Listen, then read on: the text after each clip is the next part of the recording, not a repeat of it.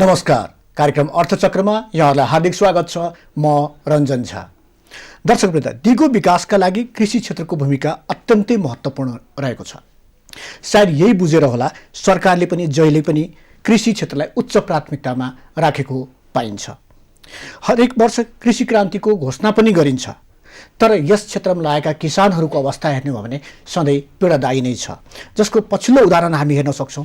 उखु किसान आफ्नै उत्पादनको मूल्य पाउन उनीहरू घरबार छोडेर राजधानीमा आन्दोलनमा उत्रनु परेको छ। आजको कार्यक्रममा हामी के हो उखु किसानको समस्या, किन पाउँदैनन् किसानले आफ्नो उत्पादनको मूल्य लगायतका विषयमा कुराकानी गर्नेछौँ। र कुराकानीका लागि हामीसँग हुनुहुन्छ देवेन्द्र यादव। देवेन्द्रजी पेशाले इन्जिनियर हुनुहुन्छ भने पछिल्लो समय उहाँ कृषिलाई उद्यमसँग जोड्ने प्रयास गरिरहनु भएको छ।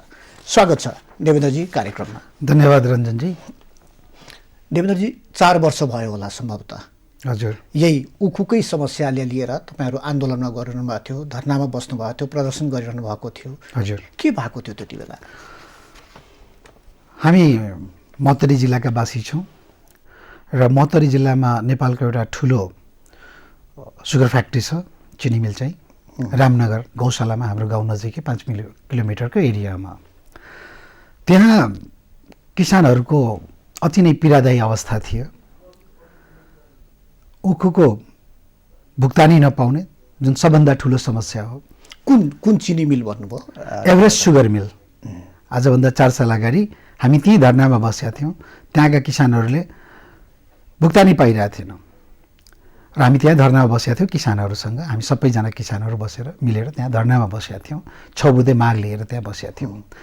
त्यसमा फर्स्ट किसानको त्यही हो कि हाम्रो भुक्तानी पाउनु पर्यो। दोस्रो ठुलो समस्या उखु किसानको के हुन्छ भन्दाखेरि मिल मालिकले समयमा उखु लिँदैन र उसको खेत खाली हुँदैन र उसले अर्को कुनै बाली त्यसमा लगाउन पाउँदैन। अगर मिल मालिकले जस्तै असोज महिनामा उखु तयार भइसक्या हुन्छ, असोज कार्तिकमा अगर त्यो बाली चिनी मिलले किनिदियो भने त्यो खेतमा अर्को कुनै तेल बाली या तरकारी बाली लिन सकिन्छ, जसले गर्दाखेरि किसान चाहिँ मार्कामा पर्न सक्दैन। त समयमा चाहिँ हाम्रो सामान किनिदिनु पर्यो चिनी मिलले टाइममा, होइन? त्यसको लागि पनि दोस्रो माग थियो। त्यहाँ 3-4वटा अझ माग हामीले राखेका थियौँ। लाइक किसानहरू धेरै ठुलो चिनी मिल खुलेपछि तपाईँको हजारको सङ्ख्यामा किसानहरू टायर गाडा ट्र्याक्टर ट्रक लिएर त्यहाँ पुग्छन् उखु लिएर।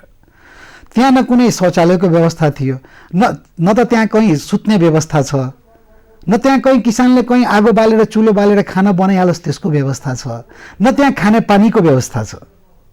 एउटा किसानले एउटा टायर ब्यालमा अगर लिएर चिनी मिल पुग्यो भने त्यसलाई पुग्नमा मिनिमम पनि लोडिङदेखि लिएर उसको चिनी मिलसम्म जानेको एकदम अगर 7-8 किलोमिटरको 10 किलोमिटरको दूरीमा छ भने पनि त्यसलाई मिनिमम पनि तपाईँको 24 आवर्सभन्दा बढी टाइम लाग्छ।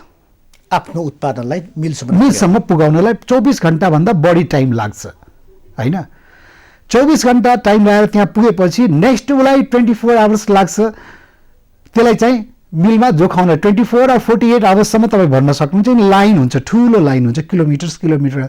त नेक्स्ट 50-60 घन्टा टाइम उसलाई चाहिँ लाग्छ आफ्नो घरबाट निस्केपछि आफ्नो बैलगाडा टायर गाडा खाली गराउनलाई, वेट गराउनलाई त्यसलाई मिनिमम पनि 60-70 घन्टाको टाइम लाग्छ। It's a long time duration हो। त्यसले खाने कसरी, त्यो बस्ने कसरी, त्यो टोयलेट कहाँ जाने, त्यो खाने पानी कहाँबाट खोज्ने, त्यसलाई सुत्न पनि कुनै ठाउँ चाहियो। एटलिस्ट समस्या त्यति बेला चाहिँ के भयो? त्यो कसरी समाधान भयो तपाईँहरू जुन? नै बडा इन्ट्रेस्टिङ कुरा। हामीले धेरै प्रयास गऱ्यौँ, धेरै कोसिस गऱ्यौँ। मिडियाका साथीहरूले पनि यो समस्यालाई धेरै गहनताले यसलाई चिन्तन गरे, बुझे पनि यसलाई। यसको बारेमा धेरै राम्रो आर्टिकल्सहरू आयो। गभर्मेन्टलाई पनि प्रेसर्स दियो, राजनीतिज्ञहरूलाई प्रेसर्स दियो, विभिन्न राजनीतिक दललाई, उद्योगीहरूलाई पनि प्रेसर दियो। अल्टिमेटली एउटा के छ भन्दाखेरि यो देशको दुर्भाग्य भन्दाखेरि हरेक पेसामा, हरेक काममा के भइरहेछ भन्दाखेरि एउटा माफियाको समूह बन्छ। हरेक चिनी मिलको अगाडि हरेक चिनी मिल मालिकले के गरेछ, एउटा किसान उपभोक्ता मञ्च बनाइदिएछ र त्यो उपभोक्ता मञ्चलाई किनिदिन्छ। त्यो उनीहरूबाट नोमिनेटेड हुन्छ, उनीको स्यालेरी पेड हुन्छ र त्यो उपभोक्ता मञ्चले के गर्छ, किसानको सबै समस्या एक रात मालिकसँग बसेर लेनदेन गरेर अनि समाप्त भयो। त्यो बेलामा पनि लेनदेन गरेर भन्नुभयो, त्यो भन्नुको तात्पर्य के? Of course they bribe them, they force them to accept it. पैसा लिन्छन् किसानका उपभोक्ता मञ्चका मान्छेहरू र किसानहरू भनिन्छ भएन केही, ल सबै मिल्यो। अब किसान सोधा साधा गाउँमा बस्ने मान्छेहरू अब यिनीहरूले जे भन्छ तिनीहरूले बुझ्छ भयो भनेर अनि गइहाल्छ, पछिबाट फेरि त्यही समस्या हो। त जुन एक्सप्लोइटेसन बीचका बिचौलियाहरू जुन भन्छ नि हामी, जुन उपभोक्ता मञ्चको नाममा के नाममा किसान मञ्चको नाममा बसेर त्यहाँ चिनी उखु उत्पादक सङ्घको नाममा बसिरहेछ। उसु उत्पादक बडा इन्ट्रेस्टिङ हाम्रो देश छ। हेर्नुहोस्, एउटा त उखु उत्पादक सङ्घ छ जसमा मालिकले चाहेका व्यक्तिहरू चाहिँ त्यहाँ जति समस्या छ त्यसलाई डिल गर्ने, किसानसँग डिल गर्ने होइन। ठिक छ, किसान र मालिकको बिचमा केही पनि छैन। अर्को बडा इन्ट्रेस्टिङ कुरा छ कि जति चिनी मिलहरू छन् उनीहरूको एउटा सङ्घ छ, मालिकहरूको सङ्घ छ, चिनी उत्पादक सङ्घ छ र त्यो सङ्घ चाहिँ गभर्मेन्टसँग डिल गर्ने। सो एज अ होल हामीले धेरै प्रयास गर्दाखेरि त्यो बेलामा धेरै मिटिङ भेट, धेरै सेमिनार्सहरू हामीले गऱ्यौँ, धेरै छलफल गऱ्यौँ, गभर्मेन्ट अफिसर्सहरूसँग भेटेँ, मिनिस्टर्सहरूलाई भेटेँ, तर दुर्भाग्य साथ भन्न सक्नुपर्छ कि वी फेल्ड। समस्या फेरि उस्तै छ। त्यसैले समस्यामा केही पनि इम्प्रुभमेन्ट होइन। अहिले काठमाडौँमा उनीहरू धर्नामा लामो समयदेखि एक्ज्याक्टली कि बिचौलियाहरू र मिल मालिक सङ्घहरू, उत्पादक सङ्घ, मालिक सङ्घ र सरकार, किसान कतै पनि छैन यसमा। किसान कहीँ छैन। किसानलाई एउटा यो वर्ड कति उपयुक्त होला, किसान एउटा दासत्वभन्दा माथि छैन। किसान भनेको उहाँहरूको दास हो, उहाँहरूको नौकर हो। तर कच्चा पदार्थ उत्पादन गर्छन् उनीहरू, त्यही पनि यस्तो व्यवहार। यस, ट्रुली भन्नुहुन्छ रञ्जनजी, दुनियाँमा कुन चाहिँ इन्डस्ट्री होला जसले र मेटेरियलमा इन्भेस्टमेन्ट गर्दैन? अगर हामी कुनै उद्योग चलाइरहेछौँ, उद्योगको एउटा प्रपोजल बनाएर कुनै फाइनेन्सियल इन्स्टिट्युसनमा जान्छौँ, हामी त्यसलाई के लेख्छौँ? हामीलाई यति करोड यति अरबको र मेटेरियल्स चाहिन्छ, यो र मेटेरियल्सलाई हामीले प्रोसेस गऱ्यो भने हामी यति चाहिँ आउटपुट हाम्रो हुन्छ, यति चाहिँ हामीले प्रोडक्सन गर्छौँ र यो प्रोडक्सनको कस्ट हाम्रो यति हुन्छ र बजारमा यति भ्यालुमा जान्छ र मेरो फ्याक्ट्री यति प्रफिटमा आउँछ। र त्यो बेसमा कुनै पनि फाइनेन्सियल इन्स्टिट्युसनले के गर्छ? इन्भेस्टमेन्ट गर्छ। कम्प्लिटली बेस्ड अन द्याट कुनै पनि फाइनेन्सियल इन्स्टिट्युसनले इन्भेस्टमेन्ट गर्छ। Bank, financial institution, government, industries सबलाई थाहा छ कि उखुमा र मेटेरियलमा कुनै पनि इन्डस्ट्रीले 1 रुपैयाँको इन्भेस्टमेन्ट गरेको छैन। के हेरेर त्यो फाइनेन्सियल इन्स्टिट्युसन बसिरहेछ? त्यही र मेटेरियलको पैसा उसकै हातमा, उसैले दिएको पैसा हो, किन काटेर उसले दिन सक्दैन? के हेरेर सरकार बसिरहेछ? उसले त फाइनेन्सियल इन्स्टिट्युसनसँग त ल्याएछ नि र मेटेरियलको पैसा। त्यो चाहिँ बिफोर फ्याक्ट्री स्टार्ट भन्दा एक साल अगाडि अगर उखु लगायो भने मात्र फ्याक्ट्रीमा 1 साल पछि उखु पुग्छ, होइन? त्यो त 1 साल पहिले र मेटेरियलको पैसा जानुपर्ने हो किसानलाई। इन्भेस्टमेन्ट नै नगरिकन फोर्सफुल्ली एउटा फार्मर्सलाई तपाईँ के भन्नुहुन्छ? तिमी बाली लगाऊ। किसानसँग अप्सन छैन, खुला बजार छ हाम्रो। धान खेती लगाउनु भयो भने नेपालमा कुनै सब्सिडी छैन, केही छैन। धान खेती लगायो भने इन्डियामा सरकारले सारा सब्सिडी दिएछ। त्यहाँ चाहिँ 800 रुपियाँ क्विन्टल धान छ, नेपालमा चाहिँ तपाईँको उत्पादन कस्ट मात्र 2200, 2400, 2500 रुपियाँ पर्छ। अब त्यो खुल्ला बजार छ, त्यहाँबाट ठुल्ठुला व्यापारीले त्यतिकै धान र चामल ल्याउँछन्, यहाँ चाहिँ 20 रुपियाँ, 25 रुपियाँ, 30 रुपियाँमा चामल बेचिदिन्छ। यहाँका किसानले के गर्ने? उनीहरूलाई के लाग्यो? उखु किसान भनेको मेरो लाइफलाइन हो, यो गर्यो भने मलाई मिलमा दिन्छु, त्यहाँबाट नगदा पैसा आउँछ। त्यो नगदे, यस अफ कोर्स द गभर्मेन्टले त्यही भने हो कि नगदे बाली। तर यो नगदे पनि कस्तो किसानले एकदमै आफ्नो खेतमा अरू कुनै बाली, जब तपाईँ उखु बाली लगाउनुहुन्छ अरू कुनै पनि बाली तपाईँको सालभरि खेतमा लाग्दैन। हेर्नुहोस्, नट सालभरि, 3 इयर्ससम्म, 2-3 इयर्ससम्म अरू कुनै बाली लाग्दैन तपाईँको खेतमा। किसानले त्यो लोभमा मलाई क्यास आउँछ भन्ने लोभमा 300 या 400 रुपियाँ होला पर क्विन्टल भनेर दिनरात अहो मेहनत गरेर उखु खेती लगाउँछ। उखु खेती लगाउँदाखेरि सपोज तपाईँले 1 बिघामा लगाउनु भयो भने तपाईँलाई मिनिमम स्टार्टिङ इन्भेस्टमेन्ट डे 1 आज तपाईँले कन्सेप्टमा ल्याउनु भयो कि मलाई भोलि खेतमा उखु रोप्नु छ, बाली लगाउनु छ भने तपाईँको पकेटमा मिनिमम 30,000 to 40,000 रुपियाँ चाहिन्छ। एक बिघामा एक बिघा लगाउनलाई तपाईँसँग मिनिमम क्यास इन ह्यान्ड तपाईँलाई 30 देखि 40,000 चाहिन्छ। बैल त छैन, हर त छैन, अब त ट्र्याक्टरले खेती हुन्छ। ट्र्याक्टरले पैसा नलिकन जोत्दैन। राम्रो खेती गर्नुहुन्छ भने तपाईँलाई त्यो अर्को इक्विपमेन्ट्सहरू आएछ, रोटाभेटरहरू, त्यसले खेत जोत्नु पर्यो।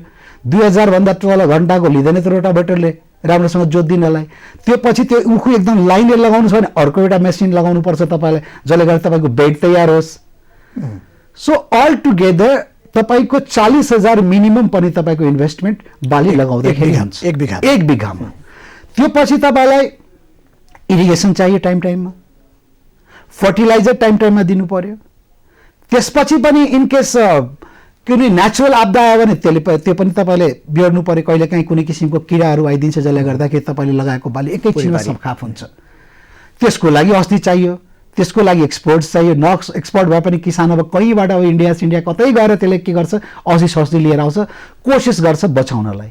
मिन्स एक साल मतलब स्टार्टिङ एक साल पहिला आज कन्सेप्ट तपाईँको इच्छा भयो कि आज म खेती गर्छु त तपाईँको 50,000 रुपियाँ गोजीबाट गयो। त्यो पैसा चाहिँ कुनै फाइनेन्सियल इन्स्टिट्युसनले किसानलाई दिँदैन।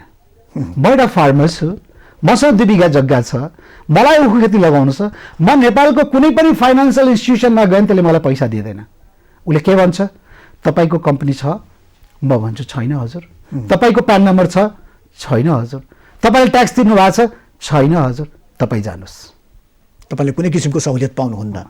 आजका जुन कभरका ब्याङ्कहरू छ, म कहाँ डिस्टर्ब गर्न नआइदिनुहोस्, मैले 15 लाखभन्दा तल दिँदैन, 15 लाखको लागि यो क्राइटेरिया छ, तपाईँसँग छ? छैन।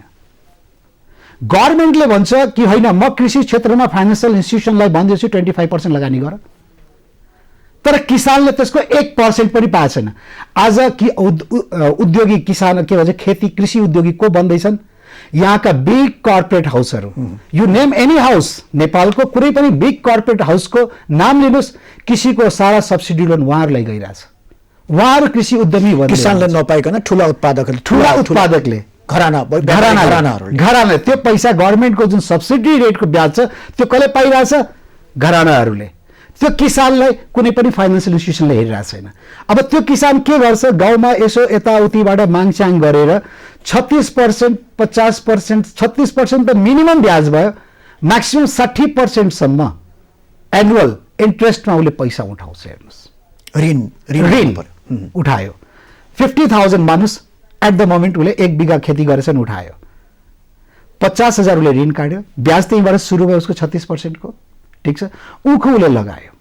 अब उखुको के हुन्छ भन्दाखेरि कार्तिक मङ्सिर असोज कार्तिकमा अगर त्यो उखु मिलले लिदियो भने इल्ड पनि राम्रो आउँछ होइन, उसले 2-2.5 लाख जति पैसा पनि पाउन सक्छ। मिल मालिकले त्यो गर्दैन।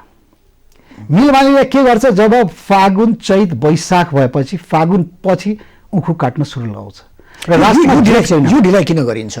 यो like to kill the farmers, कि उसको बाली चाहिँ सुकेर जाओस् भनेपछि उसले भनेको दाममा उसले दियोस् भनेर होइन। दाम त त्यही हुन्छ, बाली चाहिँ पुरा सुकेर जाओस्, वेट लसको लागि गराउनलाई, किसानको प्रोडक्टको वेट लस गराउनलाई चाहिँ के गर्छ, डिलेड गर्छ। जुन चाहिँ 100 किलो हुनुपर्ने त्यो कहाँ जान्छ, फेरि 60-70 किलोमा पुग्छ। रिकभरी रेट असोज कार्तिकमा पनि लियो भने उसले पर क्विन्टल चिनी मिलले मिनिमम पनि 20 केजी चिनी पाउने नै हो। अब डिले गर्यो भने के हुन्छ भन्दाखेरि 20 केजी भन्दा 25 किलो उसको इल्ड आउँछ, पर क्विन्टल 30 किलो इल्ड आउँछ। किसानसँग तपाईँले किन्नुभयो के 1 क्विन्टल 400 रुपियाँमा, ठिक छ, तपाईँले के पाइराख्नु भएको छ, 1600 रुपियाँ पर क्विन्टल अहिलेको बजार भाउको हिसाब। अफकोर्स 80 रुपियाँ रिटेल प्राइस हो होइन, गभर्मेन्टको जुन प्राइस छ अहिले त्यही 80 रुपियाँ गभर्मेन्टसँग निगोसिएट गरेर चिनी मिलले राखेको, उसले पाउने 1600 रुपियाँ, किसानले पाउने 400 रुपियाँ। अब किसानको अर्को दुर्दशा हेर्नुहोस्, एक त यसको वेट लस गराइदिन्छ 30%, अब त्यसको पाउने रकमको 30% त त्यहीँ काटिदिनुहोस्। अब त्यसले बल्ल बल्ल त्यो गयो, काटेर लिएर गयो, हार्भेस्टिङ गर्न पैसा लाग्यो, त्यो अर्कै छ। 50,000 तपाईँले इन्भेस्ट गर्नुभयो लगाउनलाई बाली, त्यसको ब्याज जोडिहाल्नुहोस् 1 सालको, ठिक छ। नाउ हार्भेस्टिङको बेलामा तपाईँलाई मिनिमम पनि पर क्विन्टल तपाईँलाई अर्को 10,000 को आसपासमा तपाईँलाई खर्च हुन्छ पर बिघा भनौँ न 20-25 हजार रुपियाँ अर्को खर्च काट्नलाई। काट्नदेखि लिएर चिनी मिलसम्म पुगाउनलाई 25-30 हजारको अर्को खर्च छ तपाईँलाई। So all together the farmers investment per bigha 1.25 पर्न गयो एक सालमा। ओके, अब यो चिनी मिल लिएर जान्छ, हि इज भेरी एक्साइटेड कि चिनी मिल गयो अब कुपन दिन्छ, त्यहाँ जान्छ, वेट गराउँछ, कुपन लिन्छ, कुपन लिएर आएपछि अब again he wait for that money next 1 year। अब उसको ब्याज भन्नु 1.25 लाख 1 लाख 1.25 लाख रुपियाँको अर्को एक वर्षमा, एक वर्ष। इट मिन्स एट लास्ट फार्मर्सले के पाउँछ? नेगेटिभ उसको ग्रोथ भइरहेछ। यति गरेर उसको ग्रोथ के भयो? नेगेटिभ भयो। And it's very painful. उसको आशा के हुन्छ? यो क्यास क्रप हो, म यो पुगायो भने मैले पैसा पाउँछ। तर त्यो पैसा पाउनको लागि जति इन्भेस्टमेन्ट छ त्यो मिलले गरेको छैन, गभर्मेन्टले गरेको छैन, गरेछ कसले? इन्डिभिजुअल फार्मर्सले। त्यो पनि कहाँबाट? त्यो पैसा उसले बजारबाट खोजेर 36% चर्को समस्या त के भने त्यो 1 वर्षपछि पनि उसले पैसा पाएको छैन। अहिले हामी कुरा गर्दाखेरि लगभग 3 वर्षदेखि यिनीहरूले किसानहरूले सायद पाएका छैनन्। 4 साल भइसक्यो। मतलब यसो 3 वर्ष उनीहरूले भनिरहेछ, तर यो पैसालाई तपाईँ 5 years भन्नुहुन्छ। उसको इन्भेस्टमेन्ट त जब उसले बाली लगाउँछ त्यही बेला उसको भइसक्यो हुन्छ। So it's a truly such a painful problem. र कति इन ह्युमन भाषा हाम्रो मतलब मेकानिजम, द सिस्टम कति इन ह्युमन भाषा कि उसलाई पेन नै भयो, उसलाई फिलै भइरहेको छैन कि यस्तो भइरहेछ। पोलिसी मेकरको कुरा भनौँ या ब्युरोक्रासीको कुरा, देशमा यति निकायहरू छन्, हामीसँग यति निकाय छ, दण्ड दिने निकायहरू छन्, हामीसँग अदालत छ। के अदालतलाई थाहा छैन कि देशमा के भइरहेछ? के अख्तियारलाई थाहा छैन देशमा के भइरहेछ? के गभर्मेन्टको अदर एजेन्सिजलाई थाहा छैन के भइरहेछ? मिनिस्ट्रीलाई थाहा छैन, प्राइम मिनिस्टरलाई थाहा छैन, कन्ट्रीको हरेक सिस्टमलाई थाहा छ कि देशको मेजर पपुलेसनसँग के भइरहेछ। यो देशको मेजर पपुलेसन फार्मर्स हो र उसलाई के भइरहेछ त्यो प्रब्लम थाहा छैन। तर थाहा पाएर पनि हामी कति अनसेन्सिटिभ भएछौँ। हामीले चाहेको के हो कि हामी मिल मालिकसँग गभर्मेन्ट मिलेर या सिस्टम हामीले कुरो गऱ्यौँ भने गत वर्ष पनि लगभग 11 महिनामा सर्लाहीका किसानहरू यहाँ आएका थिए र यही माग थियो उहाँहरूको कि आफ्नो उत्पादनको हामीले मूल्य पाउनुपर्छ। सरकारसँग सरकार साक्षी बस्थ्यो, सम्झौता पनि भयो, 5 बजी सम्झौता भयो, त्यहाँ उहाँहरू फर्किनु भयो, पैसा फेरि पाउनु भएन। त्यो पैसा पनि अहिलेसम्म उहाँहरूले पाउनु भएको छैन। त यो के मतलब सरकारले नबुझेको हो वा सरकार र व्यापारीको उद्योगी व्यवसायी भनौँ, चिनी उद्योगीहरू उनीहरूको बिचमा कुनै एक किसिमको गठबन्धन हो कि यो? मलाई त कस्तो लाग्छ रञ्जनजी, किन किसानको समस्या जस्ताको तस्तै उद्योगीहरूले आफ्नो हिसाबले फाइदा पाएकै छन्। उनीहरूले सरकारको कुरा गर्नु भने अब सरकारले त ल ठिकै छ, हुन्छ तपाईँहरूको माग पुरा भयो भनेर एउटा सम्झौता गरिदिन्छ। कस्तो भयो भन्दाखेरि हाम्रो सिस्टम कस्तो भयो भन्नुपर्दाखेरि बडा पेनफुल हुन्छ आफ्नै कन्ट्री आफ्नै सिस्टमको बारेमा बोल्दाखेरि। मलाई यस्तो हो कि हामी पैसाको लागि जे पनि गर्न सक्छौँ। ह्युमिनिटी फ्याक्टर रहेन क्या, इमोसन फ्याक्टर्स रहेन। देश रहोस्, देशवासी बचोस् भन्ने भावना हराएर गयो। यो देशमा हरेक सेक्टर, नट एउटा त एग्रिकल्चरमा छ, हरेक सेक्टरलाई तपाईँले हेर्नुभयो भने जहाँ हजारौँको गला चाहिँ काटेर चाहिँ म धनी बनाऊ र म पैसावालाका साथ भएर म पनि पैसावाला भनौँ भन्ने जुन ट्रेन्ड चलेको छ सोसाइटीमा, त्यसले यो कन्ट्रीलाई पैसा त कमाउला, मैले पनि कमाउन सक्छु, तपाईँले पनि कमाउन सक्नुहुन्छ, उहाँहरूले पनि कमाउन सक्नुहुन्छ, तर एज अ होल नेसन चाहिँ रहँदैन, राष्ट्र रहँदैन। जुन हिसाबले म जहिले पनि फर्मली भन्छु कि जुन कन्ट्रीमा, जुन देशमा किसानको आँखामा आँसु आउँछ त्यो देशको कहिले पनि फलिपाप हुनै सक्दैन, असम्भव छ। कि देश चलाउने किसानले त्यस्तो परिणाम त हामी देखिरहेको छौँ। 40 लाख हाम्रा युवाहरू विदेशमा छन्, ती सबै युवाहरूलाई हामी कृषिमा यहाँ प्रयोग गर्न सक्थ्यौँ। यस, नेपाल जो कि अनाज निर्यात गर्ने देश भनिन्थ्यो, बोर्डरको हरेक सिमानामा सरकारले धान मिल, दाल मिल लगाएर बसेको थियो। फुड कर्पोरेसनको स्थापना फुड आयात गर्नलाई भएको थिएन, फुड निर्यात गर्नलाई भएको। धान चामल निर्यात कम्पनी नै थियो त्यति बेला, धान चामल निर्यात कम्पनी नै थियो, यति हाम्रो उत्पादक थियो। देश त त्यही हो। भूभाग पनि त्यति नै हो। जस्तै सीमापारीको कुरा गर्दाखेरि सीमापारी उतातिर भारतमा पनि धेरै त्यो के अरे क्षेत्रमा निकै मिलहरू छन्। उनीहरूको सिस्टम चाहिँ कस्तो हुँदो रहेछ यो किसानसँग किन्ने बेच्ने सब्सिडीका कुराहरू? नै बहुत इन्ट्रेस्टिङ कुरा गर्नुभयो तपाईँले। भारतको कुरा गर्नुभयो भने बीज नियरली हरेक तपाईँको जुन उनीहरूको प्रखण्ड भन्छ, भारतमा प्रखण्ड भन्ने चलन छ। जस्तै हाम्रो ग्राम पञ्चायत भन्छ, त्यहाँ 2-3वटा गाउँ मिलाएर एउटा प्रखण्ड बन्दो रहेछ। हरेक प्रखण्डमा बीज भण्डार छ भारत सरकारको। त्यो बीज भण्डारले माटो टेस्ट गरेर अनि कुन खेतमा के लगाउँदाखेरि राम्रो होला त्यो बीज उपलब्ध गराउने बीज भण्डारको काम छ। अनि नियरली सब्सिडाइज, नियरली जीरो कस्टमा चाहिँ किसानलाई उसले प्रोभाइड गर्छ, बिउ दिने गर्छ। हेर्नुहोस्, त बिउमा उसको इन्भेस्टमेन्ट परेन, एकदम नेग्लिजिबल पर्छ। 100-200 रुपियाँमा जति पनि बीज दिन्छ। प्लस एग्रिकल्चर जति पनि इक्विपमेन्ट्सहरू छ त्यो कम्प्लिटली गभर्मेन्टको सब्सिडाइज रेटमा छ। बजारमा तपाईँ किन्न जानुभयो भने तपाईँलाई 500 रुपियाँ पर्यो भने तपाईँले त्यो गभर्मेन्टको त्यसबाट किन्नु भने तपाईँलाई 250 रुपियाँमा पाउनुहुन्छ, 50% भन्दा बढी। यस, त्यो पनि कुनै पनि ब्याङ्कले इमिडिएट तपाईँलाई फाइनेन्स गरिदिन्छ विदाउट कि तपाईँसँग खेत छ कि छैन, जमिन छ कि छैन, केही छैन। पम्पिङ सेट भयो, ट्र्याक्टर भयो, यिनीहरूलाई धितो पनि चाहिँदैन। तपाईँलाई इमिडिएटली चाहिँ गभर्मेन्टले तपाईँलाई सब्सिडाइज रेटमा तपाईँलाई फाइनेन्स गरिदिन्छ। इरिगेसनको लागि तपाईँलाई सब्सिडी दिएको छ, फर्टिलाइजरमा सब्सिडी दिएको छ, एन्ड फाइनली एमएसपी तपाईँको तोकिदिएको छ गभर्मेन्टले। सो त्यहाँका किसानहरू एटलिस्ट इन्करेज छन्, किनभने उसको इन्भेस्टमेन्ट धेरै लोमा गयो, निग्लिजिबल भयो। गभर्मेन्टले उसलाई कपरेसन एकदम साइड बाई साइड उसलाई कपरेसन गरिरहेको छ। गभर्मेन्टको एजेन्सिजको पहुँच कहाँ छ, उसको गाउँसम्म छ, र उसले एमएसपी चाहिँ त्यहाँ फिक्स गरिदियो।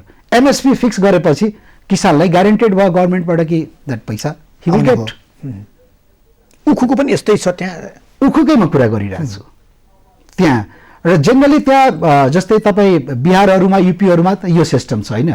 तर तपाईँ अगर महाराष्ट्रको कुरा गर्नुभयो भने त्यहाँ महाराष्ट्रमा सबभन्दा बढी मलाई लाग्छ उखु उत्पादन हुने महाराष्ट्र एउटा स्टेट हो।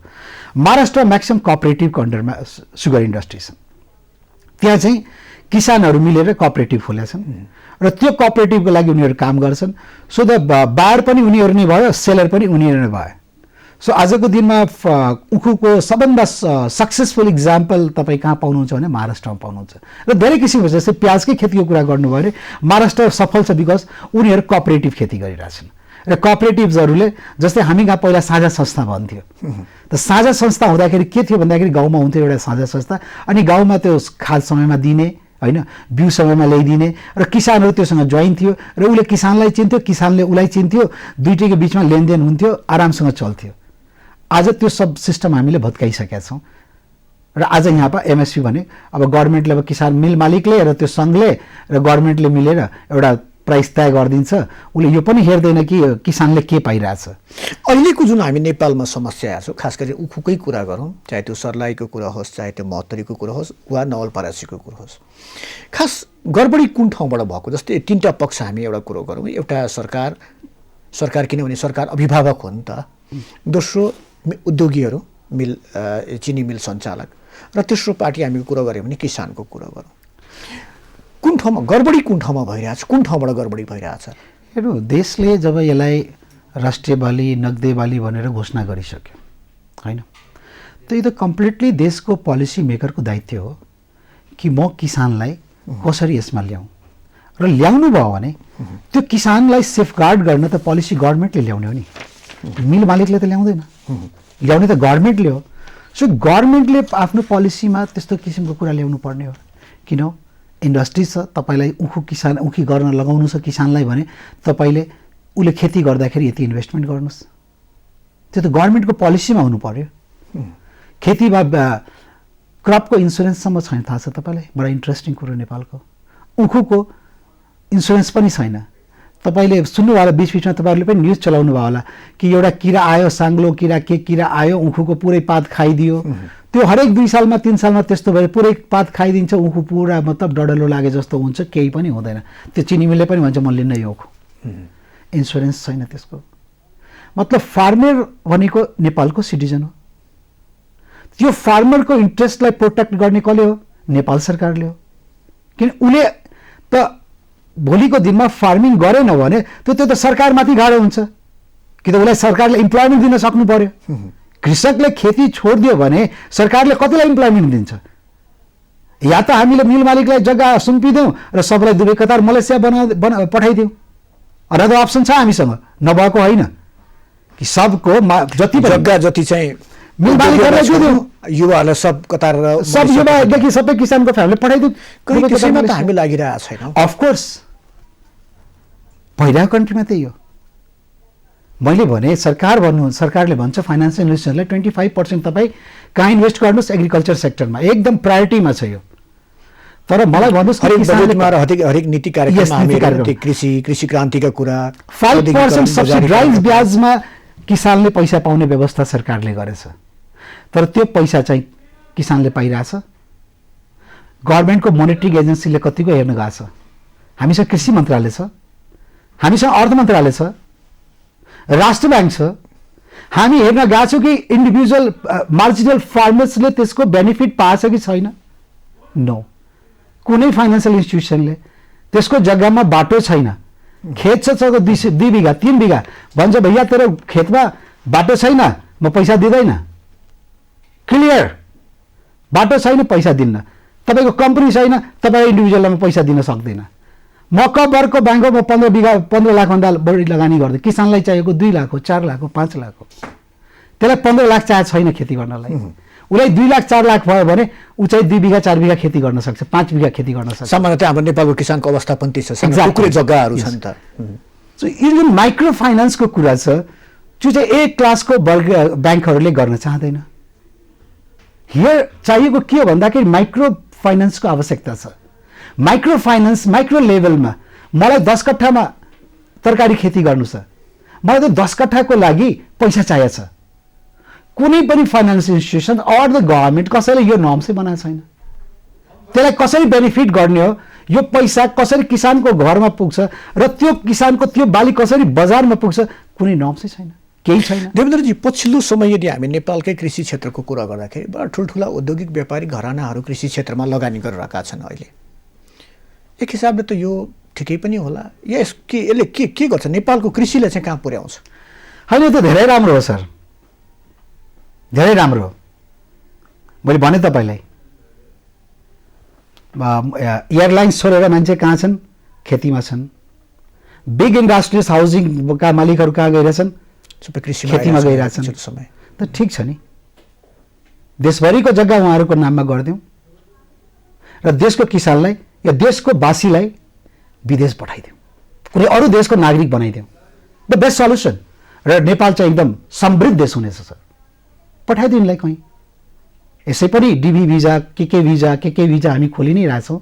तर कुन चाहिँ ठुलो एउटा पोलिसी ल्याऊ सरकारमा र यो वास्तवमा यो भुखानङ्गाहरू छन्, यिनलाई देशरो देश पठाइदिउँ र वास्तवमा नेपालमा बस्नलाई त राम्रो खाने, राम्रो लगाउने, राम्रो गाडीमा चढ्ने मान्छे चाहियो। यो भुखानङ्गालाई राखेर के फाइदा हो देशमा? यिनलाई विदेश पठाइदिउँ। सरकारले त भिजा त दिलाउन सक्छ नि। त्यसको समाधान के त? जस्तै यो पोलिसिज, जस्तै राष्ट्र ब्याङ्कको पोलिसी छ, तपाईँले बिग स्केलमा खेती गर्नुभयो भने तपाईँलाई हामी 1% इन्ट्रेस्टमा ब्याज दिन्छौँ। 100 बिघामा खेती गर्नुहोस्, 200 बिघामा खेती गर्नुहोस्। Tell me who have 100 bighas of land? कोसँग छ? छैन। 10 बिघा त छैन हजुर, 10 कट्ठै छैन भनौँ। 10 कट्ठा 1 बिघा 2 बिघामा आइसक्यो मान्छे। जीविका धान गाह्रो भइसक्यो। मान्छे 2 छाक खेती गर्ने मान्छे 2 छाक उसको अन्न उत्पादनले पुगिरहेको छैन। भनेपछि यो काठमाडौँमा बस्ने जुन नीति निर्माताहरू छन्, चाहे हामी सरकारको कुरो गरौँ चाहे राष्ट्र ब्याङ्कको अहिले हामीले कुरो गरौँ, के उनीहरूलाई थाहै छैन त कृषिको बारेमा? कि जान यस्तो गरे नि यिनीहरूले? होइन, किन थाहा हुनु, सबैलाई थाहा छ। तर मैले के भने नि कि हामीमा राष्ट्र प्रेम भएन, हामीमा पैसा प्रेम जगायो। हामी सबलाई एउटा विश्वास के भयो कि पैसा छ भने हामी बाँच्न सक्छौँ, पैसा छैन भने बाँच्न सक्दैनौँ। माटोसँग माया नै भएन।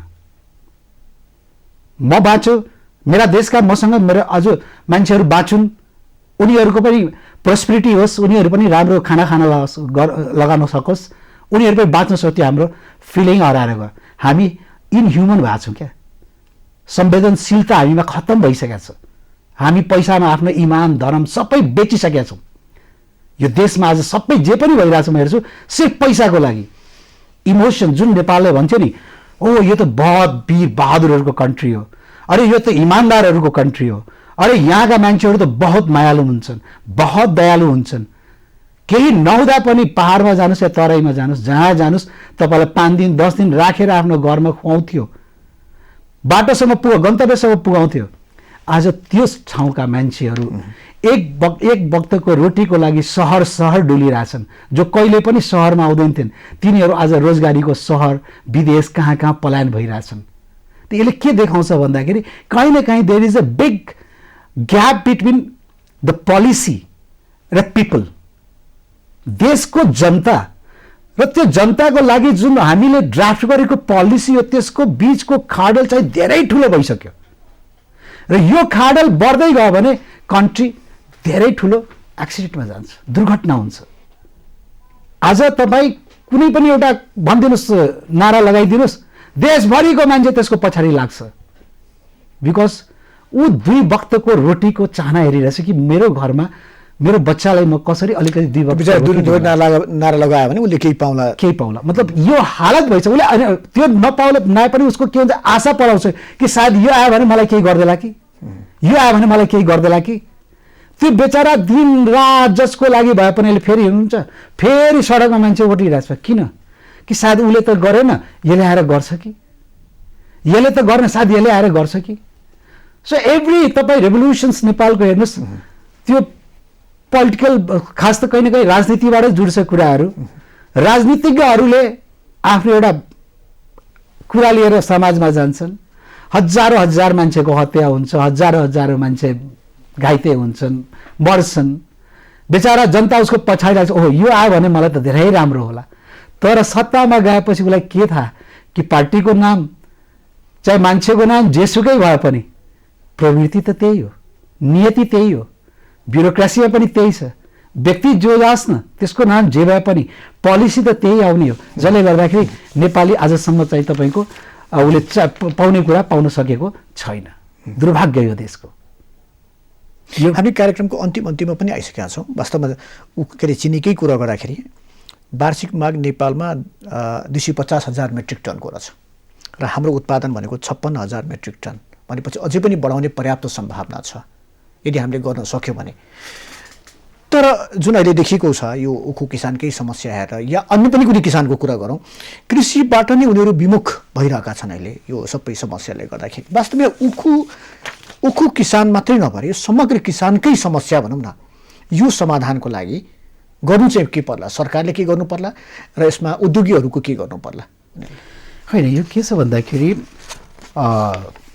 धेरै विज्ञहरू सोकल्ड, म त मान्दिनँ, तर जो सोकल्ड आफूलाई कन्ट्रीको इकोनोमिक एक्सपर्ट्सहरू हुनुहुन्छ, थिङ्क ट्याङ्कहरू, पोलिसी मेकर्सहरू, मान्दिनँ भन्नुभयो। बिकज म चाहिँ बिलिभ गर्दैन उनका त्यसमा जिडिपीमा, म बिलिभ गर्दैन। उहाँहरूको भनाइ के आउँछ कि एग्रिकल्चरले कन्ट्रीको हार्डली कन्ट्रिब्युसन, उसको मतलब जिडिपी कन्ट्रिब्युसनमा 4 to 5-6% मात्र हुन्छ। मेरो फर्म बिलिभ के छ भन्दाखेरि एग्रिकल्चर भएन भने कुनै पनि कन्ट्री ब्याङ्क्रप्ट हुने सम्भावना धेरै बढेर जान्छ। आज कोभिडको यस्तो ठुलो मारमा पनि नेपालमा हामी बाँचिरहेछौँ। सम्भावना कृषिकै त्यो एउटा जुन हाम्रो फाइनेन्सियल इन्स्टिट्युसन बाँचिरहेछ, त्यसको सबभन्दा मुख्य धार के हो भन्दाखेरि एग्रिकल्चर हो। किनभने फुड स्टफ चाहिँ अहिले पनि मान्छे उब्जाएर आफ्नो बाँच्न सक्ने सम्भावना छ। खानाको लागि मान्छे अरूमा परनिर्भरता देखिएन। कोभिडले एउटा कुरा लेसन दिएको, किनभने नेपालमा अगर एग्रिकल्चर सेक्टरलाई अझ प्रायोरिटीले बढायो भने नेपाल सिर्फ आफूलाई फिड मात्र गर्न सक्दैन कि इम्पोर्ट त जिरोमा गर्छ। म सही भन्छु, अगर देशलाई बचाउनु हो भने एग्रिकल्चर इम्पोर्टलाई जिरो गरौँ, फुड स्टफ हामी आयात बन्द गरिदिउँ, निषेध गरौँ, फुडको आयात बन्द गरौँ, फर्स्ट थिङ। सेकेन्ड थिङ हामी के गरौँ भन्दाखेरि किसानको समस्या के हो माटोको पहिचान गरौँ, के खेती गर्दा के राम्रो हुन्छ र त्यसको बजारको न्यूनतम मूल्य तोक, सरकारले न्यूनतम मूल्य तोक्नुपर्छ। किसानको लागत कति लाग्यो सरकारलाई थाहा छ, फर्टिलाइजर मगाउने सरकारले हो, सरकारसँग बिउ बिज कम्पनी पनि छ होइन, न्यूनतम मूल्य कति आउँछ, उसको श्रम कति लाग्यो, त्यसको न्यूनतम मूल्य तोकिदिनु पर्यो। उसको लागि बजार व्यवस्थापन गर्नु पर्यो। ठिक छ, इन्डस्ट्रिजहरूले बजार व्यवस्थापन गर्छ, सरकारको मूल्य तोक्छ, सरकारले त्यो मा जति पनि उद्योगीहरू छ त्यसले अब प्रोसेसिङ प्लान्ट जरुरत त्यसले प्रोसेस गरोस्, उसलाई पैसा दियोस्, सरकारले उसलाई पैसा दिने व्यवस्था गर्नु पर्यो, इन्करेज गर्नु पर्यो, उसलाई टाइममा उसलाई फर्टिलाइजर दिनु पर्यो, टाइममा उसलाई बीज दिनु पर्यो, उसको क्वालिटी इरिगेसन गरिदिनु पर्यो। त्यति गरिदियो भने मलाई लाग्छ यो कन्ट्रीको इकोनोमिक स्टेटस धेरै माथि जान्छ, जीडीपी ग्रोथ अरू कन्ट्रीमाथि डिपेन्ड गर्नु पर्दैन, यसको जीडीपी धेरै माथि जान्छ। र अहिले पनि केही बिग्रिया छैन, यस्तो समस्या छ। अब त धेरै मान्छेले देशको सबै पोलिसी मेकरदेखि लिएर सबैले बुझ्यो कि हो समस्या जटिल छ र यो कोभिडले त धेरै कुरा सिकायो पनि। मलाई लाग्छ पोलिसी मेकरले सायद एकचोटि उहाँहरूले पनि पैसा मोह त्यागेर र मिल मालिकले पनि माफिया मोह त्यागेर माफिया नबन्नुहोस्। किसान छन्, तपाईँ हुनुहुन्छ, तपाईँको उद्योग छ, त्यो किसान रहने त्यसले खेती गर्ने तपाईँको उद्योग पनि रहनेवाला छैन। त्यसैले तपाईँ आजको दिनमा एक्सपोर्ट गर्नुहुन्छ, आज चिनी बन्छ, भोलि एक्सपोर्ट। नेपाल आजको दिनमा आयात होइन, नेपाल निर्यात गर्ने देश पनि छ चिनीको। त्यसैले तपाईँ जब मैले त भने तपाईँलाई कि 1600 उहाँहरूले त जस्ट चिनीको पाउनुहुन्छ पर क्विन्टल, इभन त्यसको बाइक प्रोडक्टमा इथेनल आउँछ, त्यो तपाईँको 250-300 रुपियाँ लिटर उहाँहरू बेच्नुहुन्छ, त्यो त एडै छैन यसमा कस्ट। अर्को तपाईँलाई बायो फर्टिलाइजर उहाँहरूले प्रड्युस गर्छ, त्यो चाहिँ पर केजी 20-25 रुपियाँ मार्केटमा गइरहेछ आजको दिनमा एमएसपी सोध्नुभयो भने। त किसानको त्यो प्रोडक्टबाट चिनी मिलले त्यसलाई 3 टाइम्स 3 फेजमा पैसा कमाउँदो रहेछ, तर किसानले पैसा पाउँदैन। अनि किसानले टाइममा पैसा नपाउनु भनेको योभन्दा ठुलो दुर्भाग्य के होला? अनि यति इनह्युमन कसरी हुनसक्छ? मिल मालिकको पनि परिवार छ, ऊ पनि हामी जस्तै एउटा इन्सान हो, ऊ यति अनसेन्सिटिभ कसरी हुनसक्छ? म त यो बेला अचम्म लाग्छ कि एउटा मान्छे यस्तो कसरी हुनसक्छ कि जसले चाहिँ 3 फेजमा एउटा मान्छेको प्रोडक्टलाई 3 फेजमा पैसा कमाइरहेको छ। मानव भएर सोच्नु पर्यो भन्नुभयो। Yes, you have to be a human, र तपाईँ ह्युमन हुनुहोस् र ह्युमिनिटी तपाईँमा छ भने of course society will run, country will run, कन्ट्रीमा प्रोस्पेरिटी हुन्छ। हस् त, समय र संवादका लागि यहाँलाई धन्यवाद। धन्यवाद रञ्जनजी। आजको छलफलमा हामीसँग हुनुहुन्थ्यो देवेन्द्र यादव। हामी यो उखु किसानको समस्या के हो र यो समस्याको समाधानका लागि के गर्नुपर्छ लगायतका विषयमा कुराकानी गरिरहेका थियौँ। हस्त कार्यक्रम अर्थचक्र आजलाई यति नै। खबरभित्रको खबरका लागि हेर्दै रहनुहोला एभिन्यूज खबर।